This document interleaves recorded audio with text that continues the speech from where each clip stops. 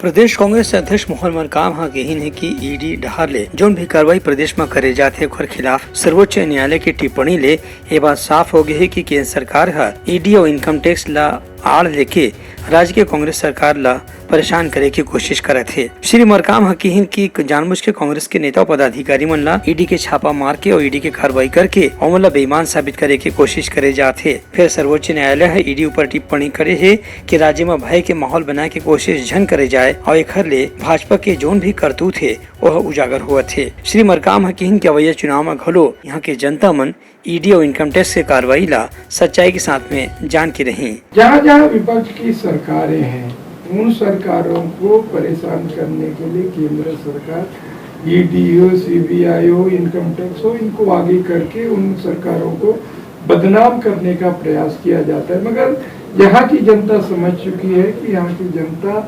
कांग्रेस को वोट करेगी। भारतीय जनता पार्टी अपने धन बल बाहुबल के साथ साथ जो संवैधानिक संस्थाओं का दुरुपयोग करके सरकारों को अपदस्थ करने का, डरा कर उनको गिराने का प्रयास किया जा रहा है, मगर भारतीय जनता पार्टी के मंसूबे पूरा नहीं होंगे। यहाँ भी छत्तीसगढ़ में भी हमारे नेताओं को, हमारे अधिकारियों को परेशान किया जा रहा है। सुप्रीम कोर्ट ने तर्क टिप्पणी की है कि आप जांच करिए मगर अधिकारियों को मारने पीटने डराने का प्रयास न करें।